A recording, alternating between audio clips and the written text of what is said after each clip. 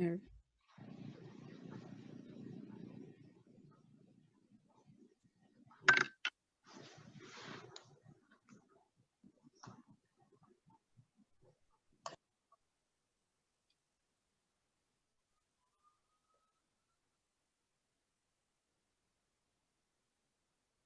Good morning, everybody. I hope you can hear me well.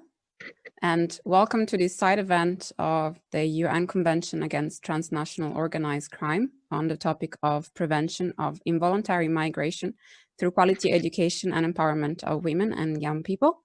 My name is Francesca Cirelli, and I'll be your MC for this event. And to share about this important topic, we have a wonderful lineup of speakers. These presentations analyze some aspects of immigration and its fundamental causes and provide some tentative solutions that might help to address the issue by promoting education and training inside the country that leads to a sustainable life chances and might counter the necessity to leave. We hope that this event can be inspiring and insightful. And before we start, let's start. First up, we have some opening remarks in English from Dr. Maria Ril, Director of Women's Federation for World Peace at the UN office in Vienna. Dr. Ril was born in Slovakia. She worked as a medical doctor for over 37 years. She initiated the Women's Federation for World Peace branch in Austria and was its first president from 1992 to 2002. She's the director of the Women's Federation for World Peace UN office in Vienna and board member in several NGO committees at the UN in Vienna. For example, vice chair in the Committee on Peace.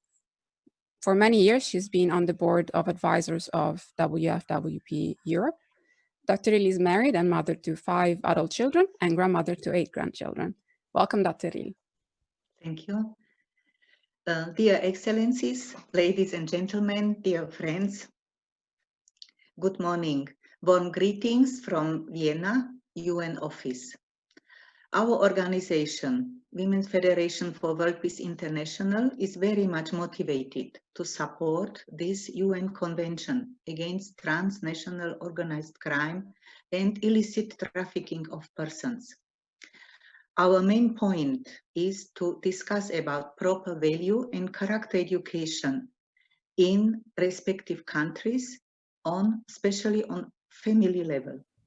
To address these heated problems, we discussed and met many times from the beginning of this year and even many years before.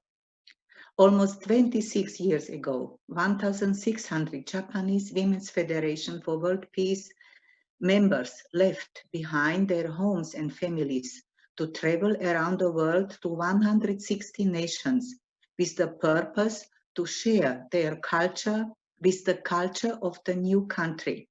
In Austria, for example, we came in touch with tea ceremony, with ikebana workshops, with sumie, some special painting, and to invest in the life of the others through listening to the needs of the local women, to create bridges of peace and reconciliation if necessary, and other projects of educational development like kindergartens and schools. Many of these projects are still alive and present in the respective countries, especially in Africa. This was a visionary initiative of Dr. Hak Ja Han Moon, the founder and first international president of Women's Federation for World Peace International, and her late husband, Reverend Dr. Sun Myung Moon. According to our mission statement, we support dignity and values of women as unique and precious beings, representing the feminine aspect of the universe, as wives and co-partners on our husbands and co-workers, as mothers of our children. Currently, our activities are expanding towards especially SDGs-oriented topics like health, prevention and treatment if necessary, conflict resolution and participation of women in decision-making processes, not only in the family, but also in the community, in the society, even if possible in the government or even at the United Nations.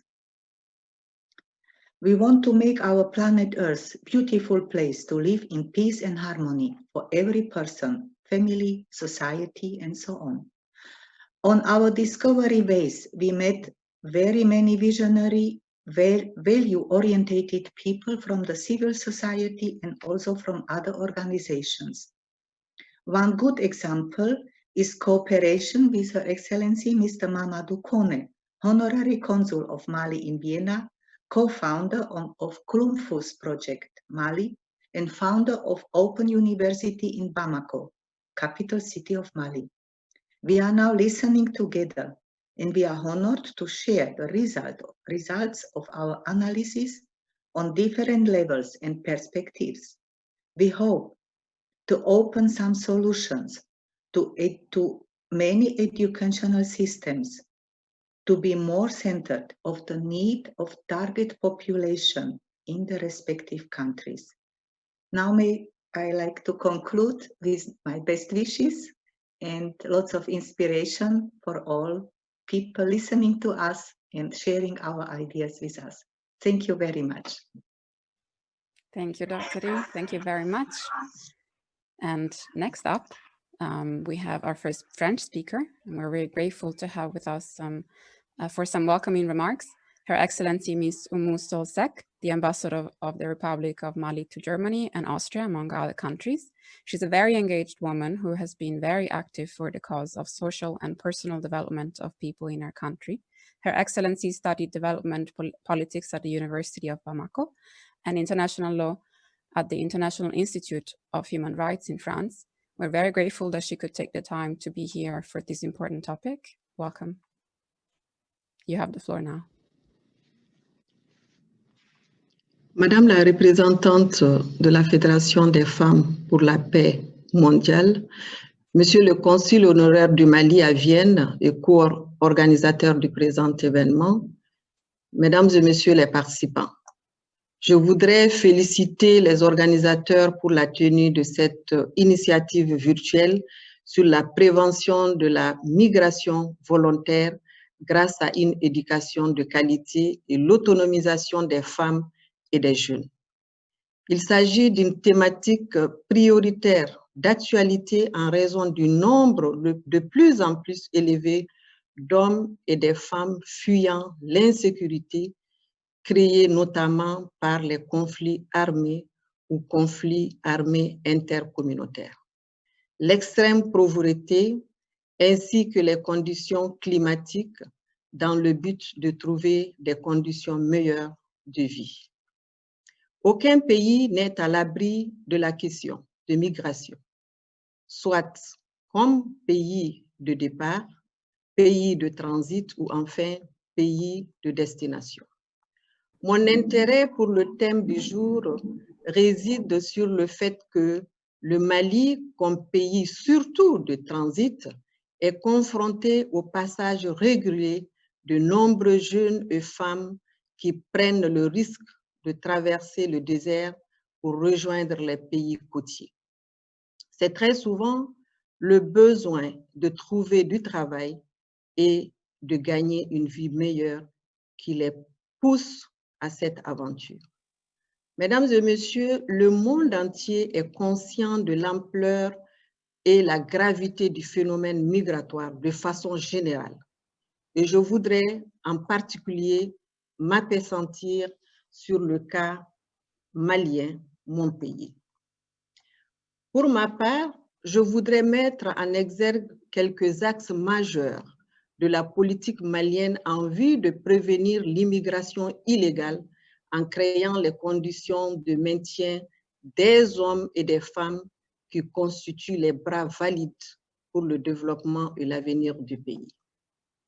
Chers participants, mesdames et messieurs, le Mali a cette singularité d'être un pays de tradition migratoire avec un fond culturel qui exalte le voyage avant que viennent s'y greffer les nouveaux facteurs de contraintes de départ. C'est pourquoi le gouvernement de la République du Mali accorde une importance toute spécifique aux questions de migration en général et celles qui touchent les jeunes et les femmes en particulier. En effet, il ressort des statistiques qu'en 2015, année particulièrement illustrative, les services du ministère chargé des Maliens de l'extérieur ont enregistré 376 cas de jeunes Maliens morts noyés dans la Méditerranée. Il va sans dire que la gestion de la migration est une priorité pour les plus hautes autorités de notre pays. En effet, majoritairement masculine et adulte, et à ses débuts, cette migration malienne s'est féminisée et rajeunie au fil des années. La synthèse de diverses sources statistiques fournies par l'enquête malienne sur la migration et l'urbanisation dans le cadre du réseau Migration et Urbanisation en Afrique de l'Ouest et le recensement général de la population et de l'habitat souligne que plus de 60% des migrants sont âgés de moins de 30 ans. La volonté politique des hautes autorités maliennes s'est matérialisée à la fois sur le plan institutionnel et législatif. Institutionnel, à travers notamment la création des ministères chargés des Maliens de l'extérieur, d'une délégation générale des Maliens de l'extérieur, d'un centre d'information et de gestion des migrations. L'État malien collabore avec des associations fédératives des Maliens de l'extérieur, comme le Haut Conseil des Maliens de l'extérieur, que l'État a déclaré d'utilité publique en 2009, et le Conseil supérieur de la diaspora dans le cadre de la migration malienne. Sur le plan législatif, il s'agit de politiques sectorielles, d'envergure, d'accords et de conventions. Ces différentes initiatives ont abouti à l'adoption de la politique nationale de migration le 3 septembre 2014, dotée d'une enveloppe de plus de 182 millions d'euros et qui comporte un volet essentiellement dédié au lien entre la migration et le développement. Le Mali est le second pays en Afrique, après le Nigeria, à se doter d'un tel arsenal juridique. C'est la PONAM qui finance la stratégie de sensibilisation des candidats potentiels à l'immigration dans les zones de départ sur les risques et dangers de la migration irrégulière.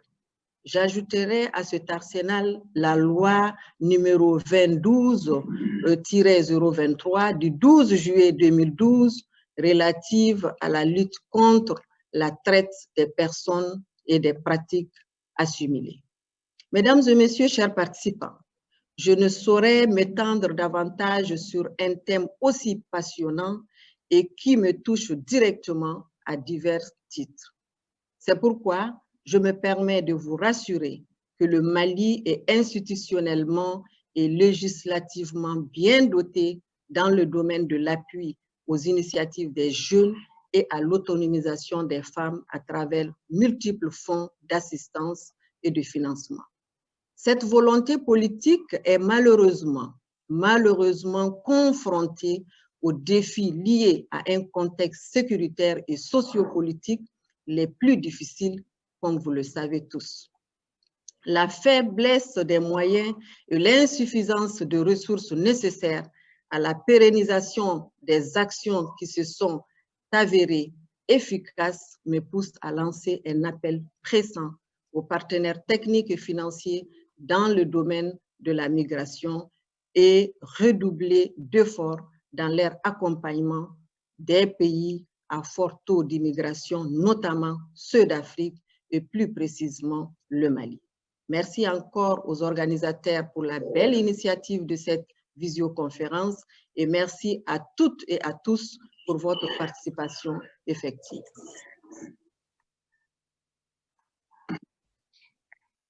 Thank you.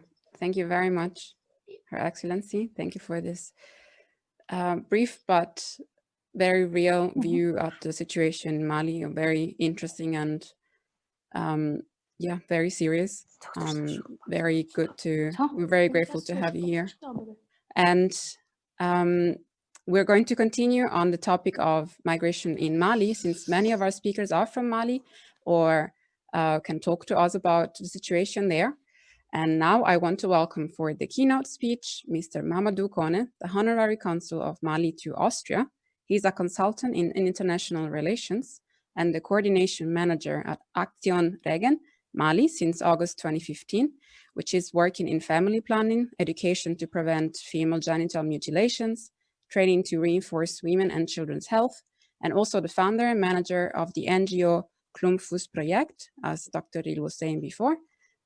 He will be speaking about quality education in response to local needs, and we're very grateful that he could be here today. So welcome, Mr. Kone. Thank you very much, Ms. Chairperson. Her Excellency, Ambassador of Mali, dear ambassadors, dear member of Women Federation for World Peace, and a member of UPB, ladies and gentlemen. It's a privilege to be part of this conference today because of the importance of the topic which concern all of us, as Ms. Ambassador said previously.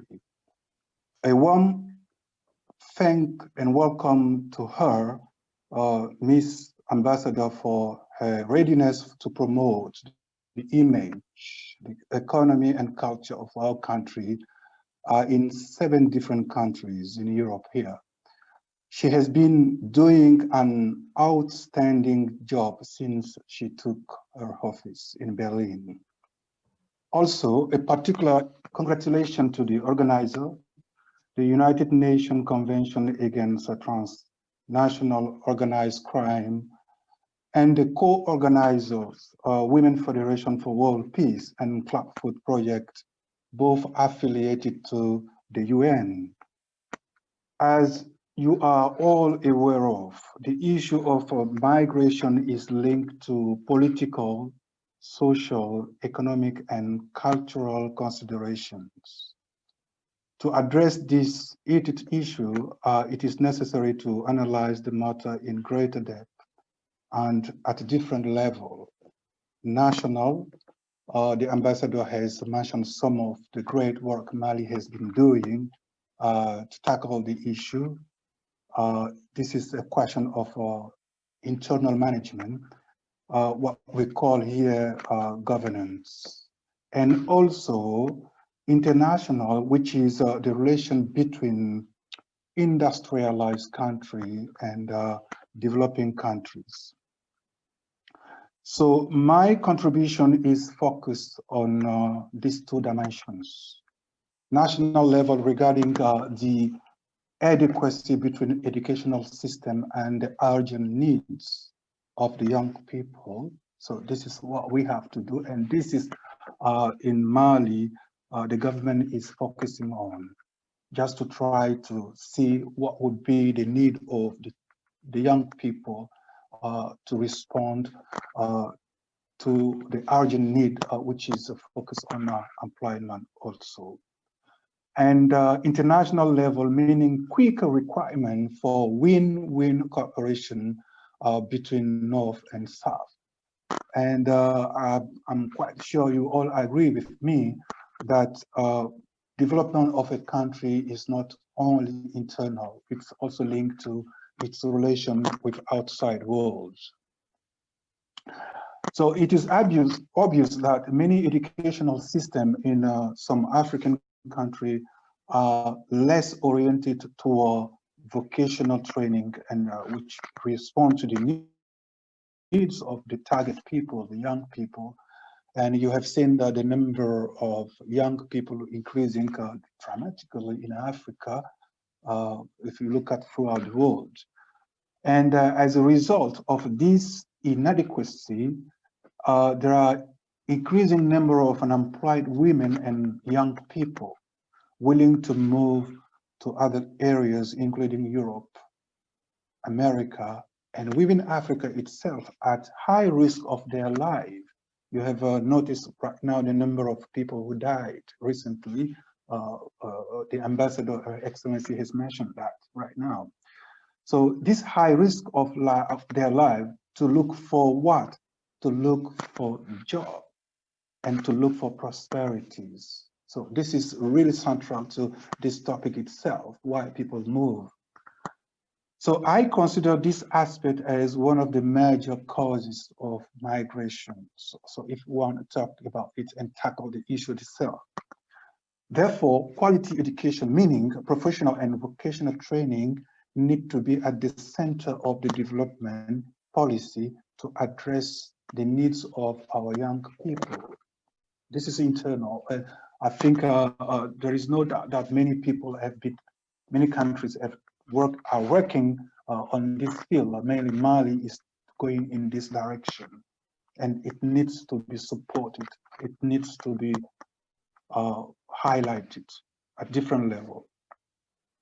And why quality education? For me, it is what is actually quality education for me. It is the type of education or training to address the basic needs, as a previous list, of young women and men to become part of the active life, mainly to be productive in their countries.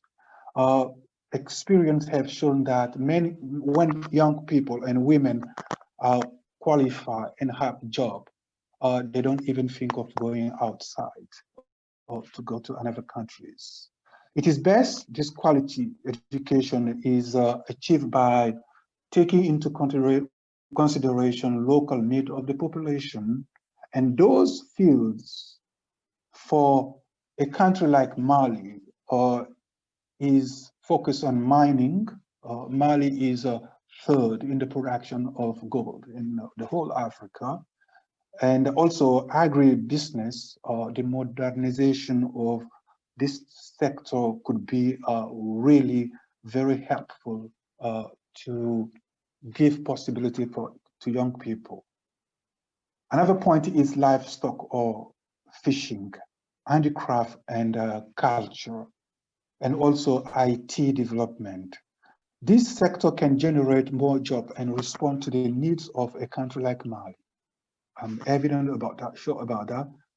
In terms of practicality, the young people need to be trained in this field rather than some field dealing with law, for example. So that's a point. And now, why do we need vocational training and to tackle the question of migration? I will give you some few advantages of it since my time is limited. It increases the labor productivity, provides expertise for attaining a comfortable job within the country itself. It increases employment opportunities for our young people, and it tackles directly unemployment and accordingly indirectly migration. I said previously, when people have a job to do home, they are qualified and have job to do home, they will not think of going out. Now, the second part of this presentation or this speech is mainly a political and economic problem, and it requires urgent transformation based on fair trade with African countries that have so far not benefited from the sale of its raw material or other natural resources. So what different partners today need to know or to understand is that there are imminent need for fair cooperation and transfer of knowledge in the field of technology for sustainable development to address the question of migration.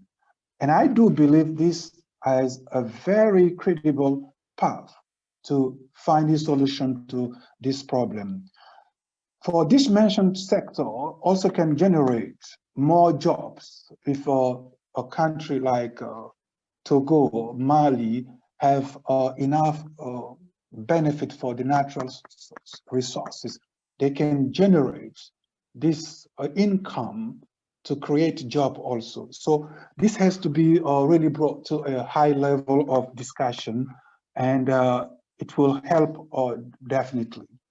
Since my time is limited, I would say that in conclusion, we do have some path to address the issue. That's to reduce the waves of migration. The major cause must be tackled.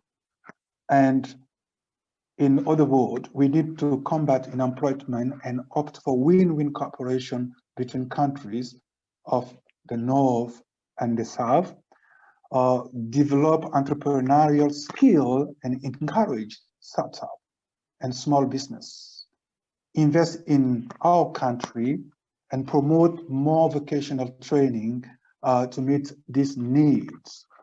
By combating unemployment and its derivatives, such as instability, Ms. Ambassador said here right now, insecurity, solution to this issue could gradually emerge. Finally, what I would really say, the ambassador has said it, is the recommendation for follow-up for these conferences. We would be talking about very important point, but now we have to concentrate on the recommendation and the follow-up. Thank you very much. Thank you, Mr. Conan. Thank you very much for this brief but somehow deep view into why quality education is important and the purpose that it can achieve in combating involuntary migration. And the unfortunately, we have to move on to the next speaker because time is brief and we have still many speakers today, but I'm really grateful that we could listen to this view as well. And next up, we have Mr. Christoph Dupont Baggio, who studied medieval and Soviet history at La Sorbonne University in Paris and studied European law and policy and has a master in European studies and management of European projects at the University of Applied Sciences in Burgenland. His thesis was on implementing European strategy regarding migration in West Africa, and he has a long experience of teaching history and French language and culture abroad. He will be speaking about European Union and African cooperation. So welcome, Mr. Dupont Baggio. Thank you very much. I would like to salute my dear colleagues and the dear participants and His Excellencies, Mesdames et Messieurs les Ambassadeurs. My name is Christophe Dupont. I'm a French and overall a European citizen, and as such, I would like to give you an overview of the European Union migration policies. So I would like to share with you slides, if it's possible. PowerPoint slides. Okay, obviously I can't do that.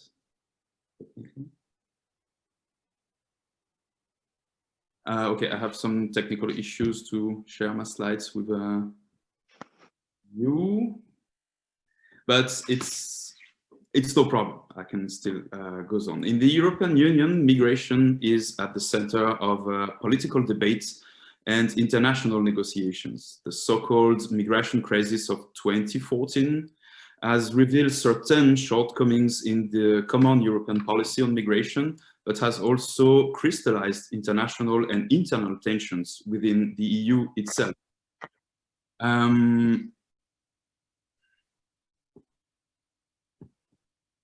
Just sharing. I hope that everyone can see my slides perfect.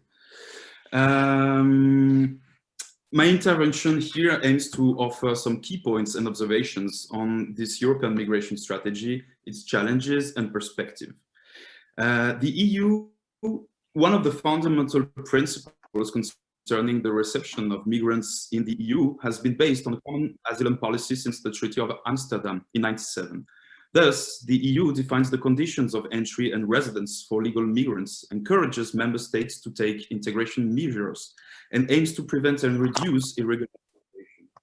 Each member state can unilaterally choose the desired number of so-called economic migrants it wishes to receive. Asylum policy is therefore a shared competence between the EU and the member states. From an international point of view, the EU has embarked on a strategy of externalizing the control of its own borders to third countries. The strategy, while it may prove effective on a short run in cases of crisis or force majeure, is a disaster in diplomatic and human terms. Diplomatic because migrants can be used as a means of pressure during international negotiation, like it's, for example, the case with Turkey. And human disaster because hundreds of thousands of human lives are sometimes directly threatened by the local authorities, like this is the case in Libya. This strategy can be neither sustainable nor considered as an adequate solution by the European Union.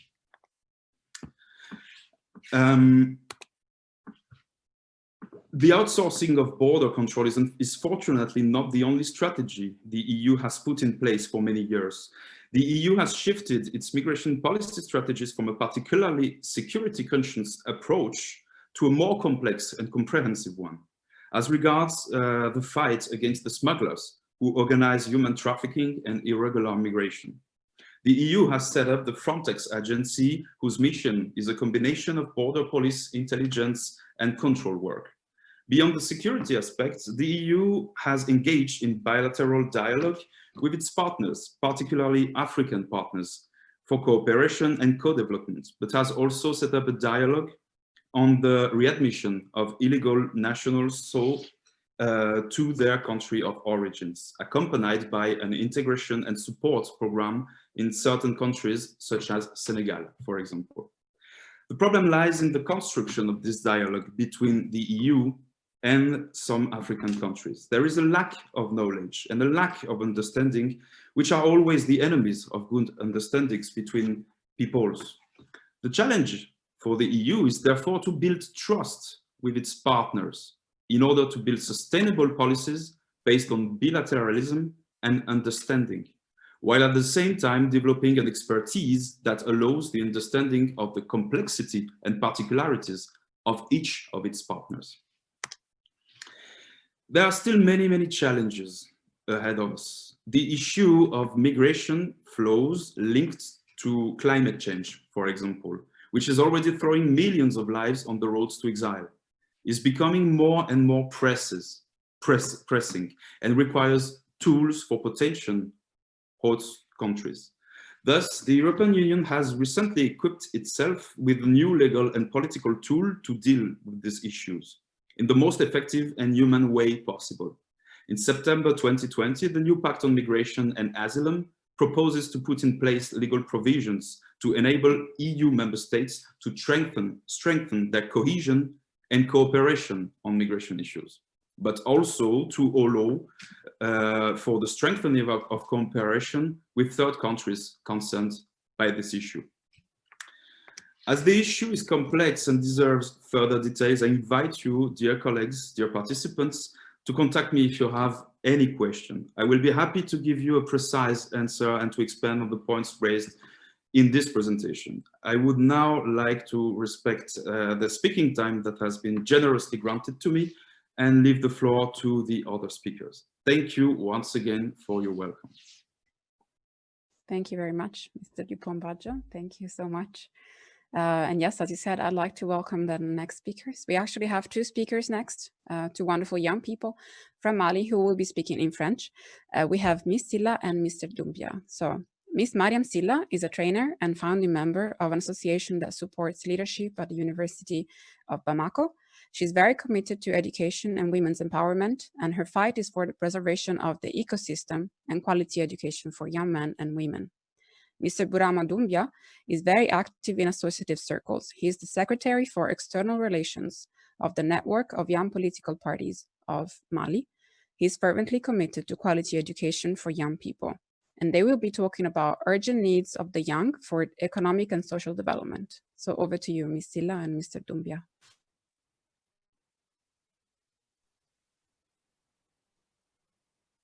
Merci. Bonjour à tous et à tous. Je suis Mariam Amtissila. Comme Madame vient de le citer, Je suis promotrice et formatrice en genre de développement et leadership féminin. Je suis honorée d'être parmi vous pour parler de l'immigration et surtout trouver les solutions et les recommandations pour réduire cette immigration. Je suis d'accord que le problème d'immigration est source de conflits dans beaucoup de situations et trouver ensemble les pays en voie de développement et les pays industrialisés, cette solution sera la meilleure pour ce problème qui est endémique et qui crée énormément de problèmes. En plus de l'arsenal juridique et institutionnel que Madame l'ambassadrice, Madame Moussa vient de nous citer, en plus des différents efforts faits par le Mali dans ce sens, nous avons toujours ce problème d'immigration et la situation va en s'aggravant. Et moi, à mon avis, les recommandations que je peux proposer comme solution, il faudra qu'au Mali, qu'on revoie le système éducatif, l'adapter à l'employabilité des jeunes. Nous avons l'impression que nos universités ne forment que des chômeurs et cela va sans dire que beaucoup de jeunes sont tentés d'aller voir ailleurs, même si ce n'est pas évident de trouver la solution à leurs problèmes. Pour ce qui concerne les femmes, certes, il y a eu beaucoup de programmes, de fonds d'aide au développement, etc., qui sont bien faits, bien ficelés pour atteindre un certain objectif. Mais malheureusement, cet objectif n'est pas atteint du fait de la mauvaise gestion qui les rend inefficaces et inopportunes. Moi, à mon avis, j'ai 4 solutions pour le problème d'immigration, je veux dire, pour le réduire. C'est d'abord le système éducatif au Mali.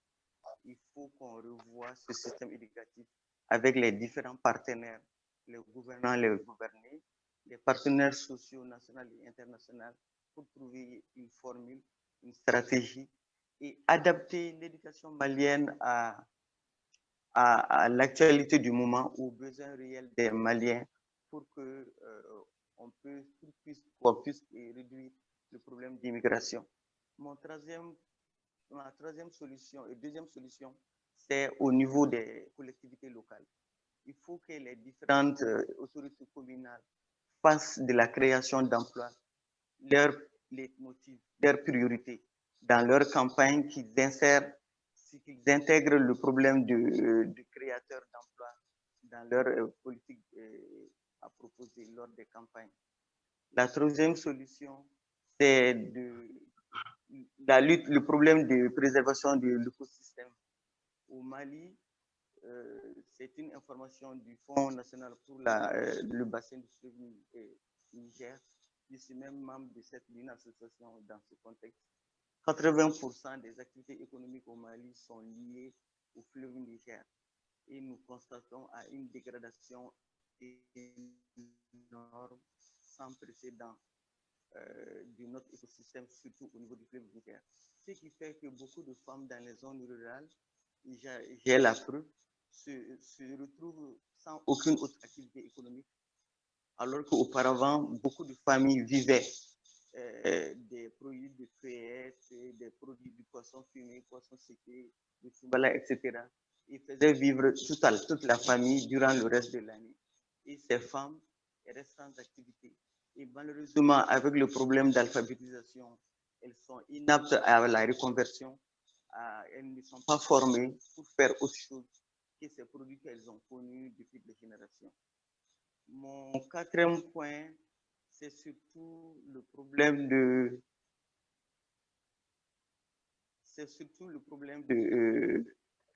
du tourisme. Je me dis que le tourisme au Mali, on l'a trop centré au nord. Alors que dans beaucoup de zones, lors de mes voyages, j'ai fait des découvertes vraiment fascinantes dans les zones comme Kichala, la capitale de l'or blanc, Sikasso, et même Bamako et Ségou aussi. Ils ont beaucoup de choses à proposer en matière de tourisme. Je pense que nos autorités devraient voir dans ce contexte et ne pas centrer le tourisme uniquement au nord du Mali. Je suis vraiment très heureux. J'espère que les recommandations des différents participants vont être prises en compte et pour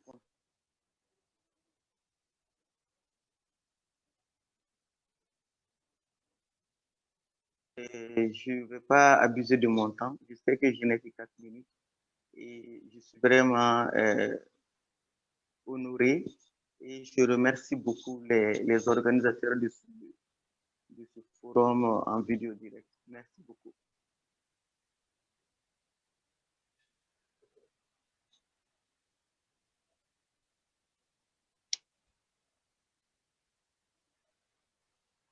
Thank you, Ms. Silla, and over to you, Mr. Oui. Doumbia.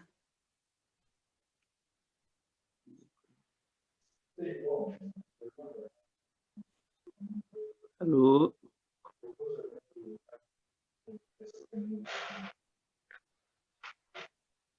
Please go ahead. Mr. Doumbia? Oui, Yes. bonjour tout le monde. Bonjour tout le monde. Je suis très heureux d'être parmi vous pour la conférence ce matin. Je tiens tout d'abord à remercier les initiateurs et tous ceux qui participent à cette conférence. Donc, mon intervention sera surtout axée sur les solutions à proposer pour sortir de cette crise qu'est l'immigration, surtout clandestine. Donc, je commencerai tout d'abord par citer quelques raisons qui poussent les jeunes à émigrer, parce que c'est très important. Comme raison, il y a d'abord la crise climatique. Et cette crise climatique qui provoque une baisse de la production agricole. Et voilà ce qui pousse vraiment les gens à quitter d'abord les villages vers les grandes villes et des grandes villes voilà, vers l'Occident.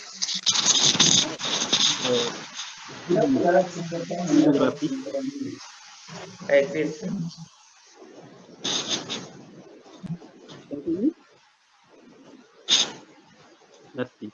Il y a ce boom démographique qui n'est pas accompagné par la jeunesse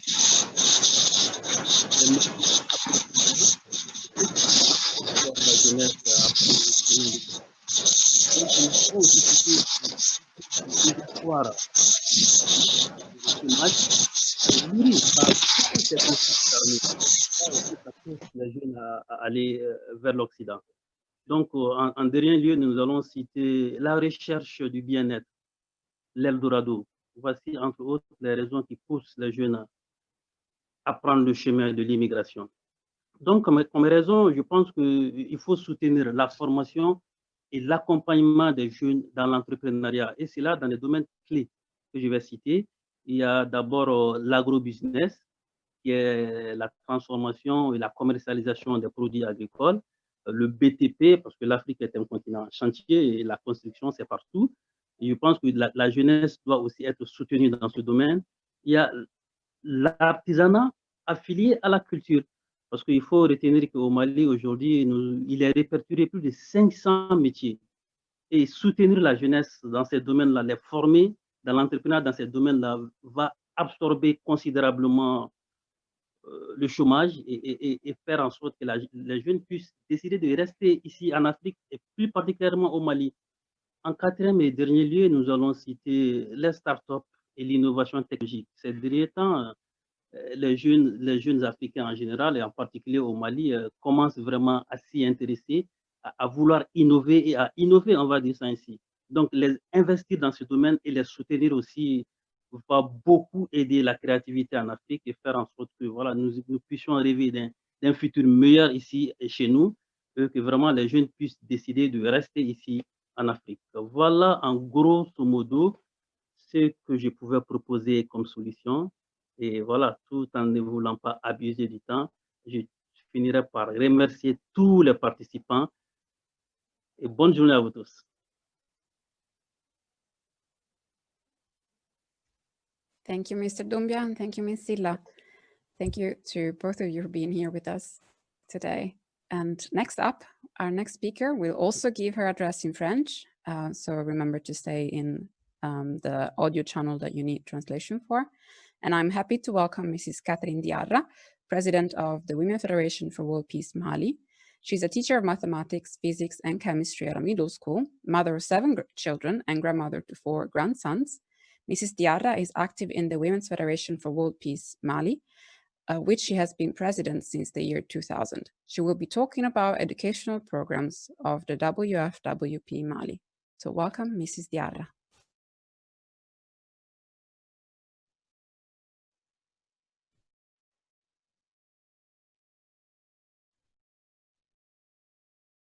Mrs. Diarra?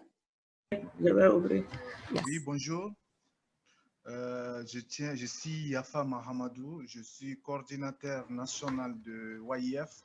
YIF, c'est Excellence, Madame l'ambassadrice du Mali en Autriche, Excellence, Monsieur Mamadou Koné, respectés invités, chers leaders de la Fédération des femmes pour la paix mondiale Autriche. C'est un honneur et un réel plaisir pour moi de prendre part à cette importante conférence Zoom.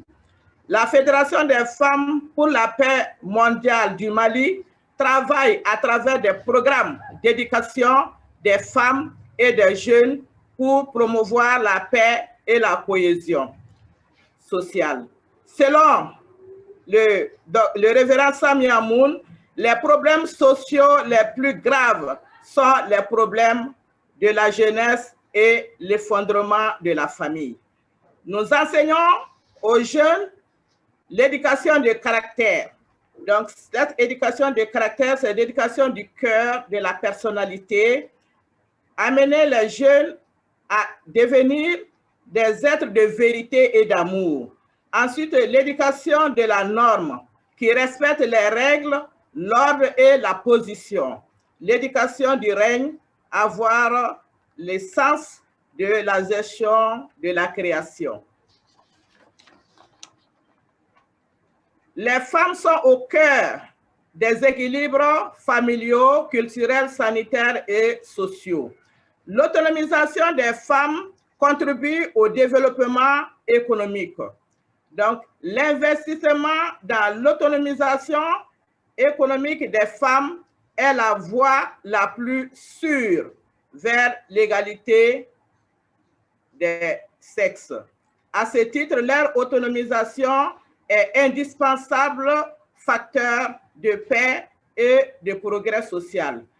Nous avons des programmes de formation des femmes sur l'éducation de la culture de la paix, les causes de l'instabilité familiale et les conséquences, l'harmonie conjugale et les valeurs familiales.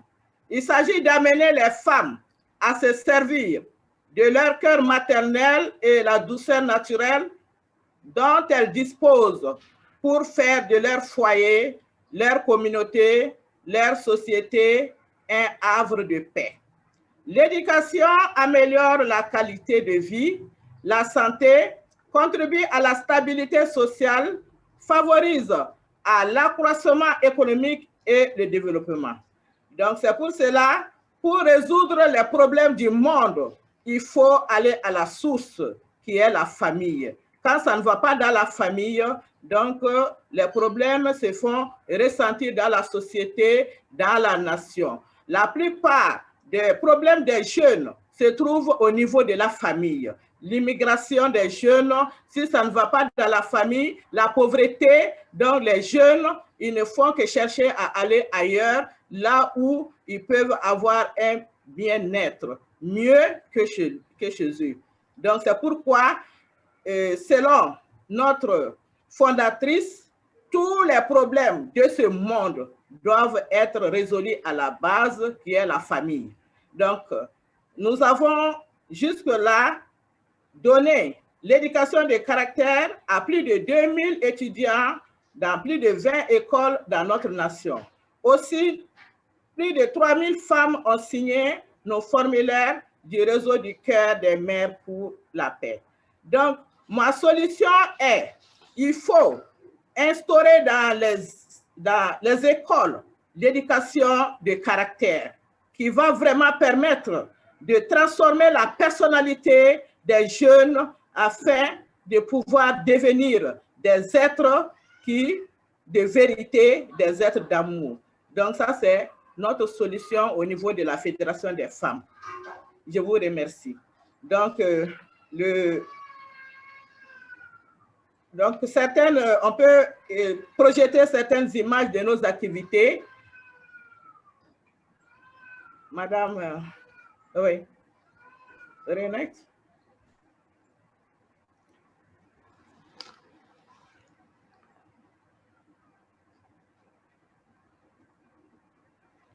Donc, ça, c'est une conférence sur les vraies valeurs familiales, donc, que nous avons eu à tenir dans un village au Mali, avec les femmes.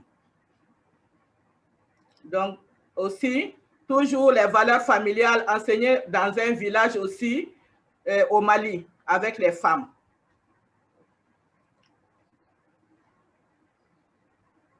Donc, ça, c'est lors du 8 mars, donc pour la cohésion sociale. Donc, nous avons travaillé avec des femmes. Donc, ça, c'est au niveau de l'école. Donc, la prévention du VIH-Sida et la fièvre Ebola. Donc, en ce moment, il y avait la fièvre Ebola. Donc, nous avons aussi animé des conférences dans les écoles et sur la jeunesse et la sexualité à Tétébougou. Oui. Donc, ça, c'est au niveau à Bamako. Donc, aussi, ça, c'est une formation pour vraiment faire connaître notre fondatrice qui est le docteur Adja Anmoun. Donc, à cette occasion, nous avons aussi donné des diplômes des ambassadrices de paix à certaines femmes.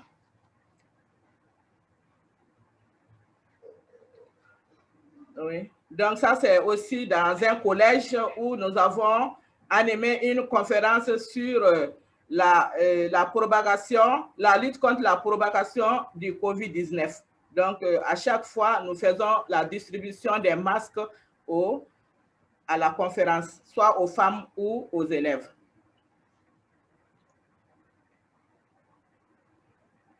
Oui, on continue. Oui, ça, c'est aussi une conférence que nous avons eu à animer dans un village sur l'harmonie conjugale avec distribution de masques comme il y a le COVID-19. Donc ça, c'est une activité sportive dans les quartiers, donc avec les femmes. Tout ceci pour la cohésion sociale.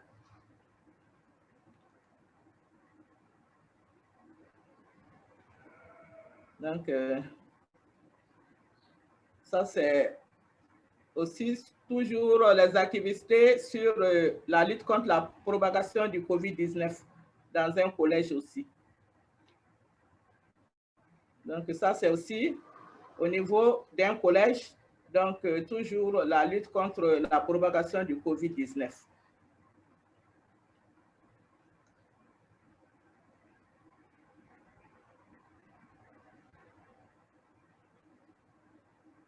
Donc, je vous remercie. Merci beaucoup pour votre attention. Merci. Thank you very much, Mrs. Diarra. Merci. And thank you very much for also bringing pictures and showing a PowerPoint. How very interesting. Beautiful to also see the pictures of the programs that you were talking about. And last but not least, I'm very happy to invite Mrs. Renate Ames-Bauer, the president of WFWP Austria. She has been a part of the core team of the Women's Federation for World Peace Austria since its beginning in 1992. Mrs. Ames-Bauer is the General Secretary of the Women's Federation for World Peace Austria at the UN Vienna office, and she's a mother of 5 daughters. So welcome, Mrs. Ames-Bauer. Yeah, good morning, dear ladies and gentlemen. Good morning, Your Excellencies. We are very, very grateful that you all took the time to be here. I'm also very impressed by all the speeches we get, and I think it is really one step to get closer. We really, from the Women Federation in Austria, we have since many years the desire through many small projects to help our friends, our sisters, our brothers, our family friends in some African countries. So we had small projects, and our help in Mali even started to 1997 when we had a program for agriculture, which I do not know if it still exists. But our desire to help as Europeans, our neighbors in the south, I think today it was one step. I'm really grateful for every one of you who took the time. We are very grateful for Your Excellency, Mrs. Salsek, that you took the time to be with us. It was so interesting to listen to your speech.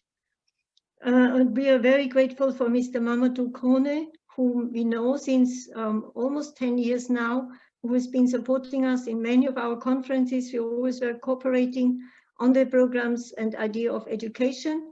And we are very grateful because he lives in Austria, but his heart is in his country. And so we are very happy that we can support through him and get to know and understand the ways we can help through cooperation, through joining hands.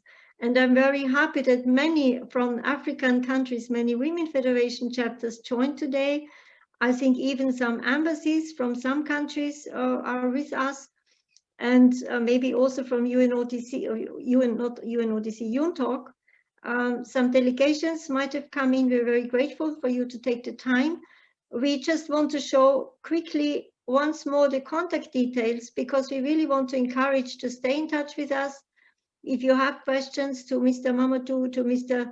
Dupont, or to or Mrs. Catherine Dayar, the President of Women Federation Mali, please make a photo of the contact details. And we really wish to continue. Let's sit together virtually and make plans for the future. We from the Women Federation want to wish you really energy to continue with your work. And we also want to ask Mr. Mamadou Kone, who has been our partner on this program, to say a last sentence. Otherwise, then after that, we have to close because everybody has to go for the next termin. Thank you very much.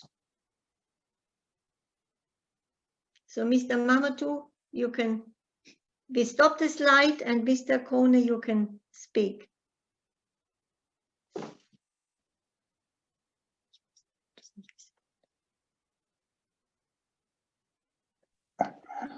Thank you, Renate. It's always has been a pleasure to work with Women Federation for World Peace.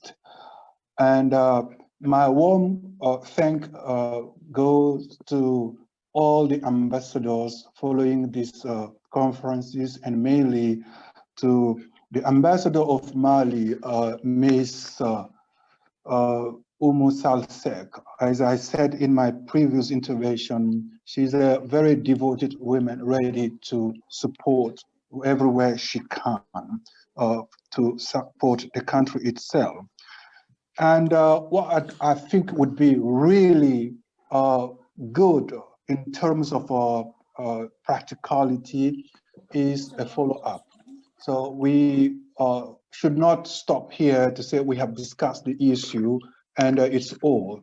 As Renate, you know, I would be following this recommendation and making suggestions. Of course, I have an hierarchy. The ambassador of Mali in Berlin, I will be discussing with her in the coming days to see in which perspective we could reinforce the outcome of this conference at the level of the United Nations, at the European Union also, so that this project, this conference would be really of an international interest.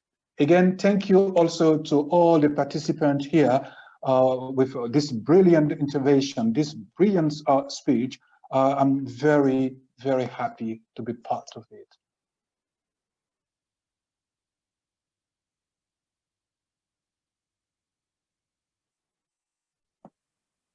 So thank you, everyone. We wish everyone a good day and good, successful cooperation in the future. Thank you to Mali. Greetings to Mali. Thank you. Thank you very much. Pleasure. Thank you. Pleasure. Thank you. So we close the meeting. Let's see.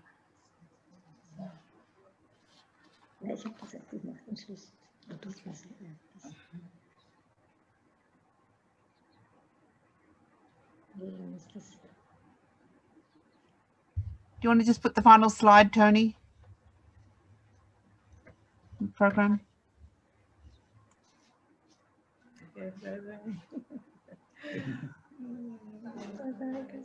Bye-bye. Thank you. Thank you, everyone. Okay. Thank you. Thank you. Thank you. Thank you. Take care. Thank you and goodbye. Goodbye. It was a pleasure. So then we can close. Bye. Bye.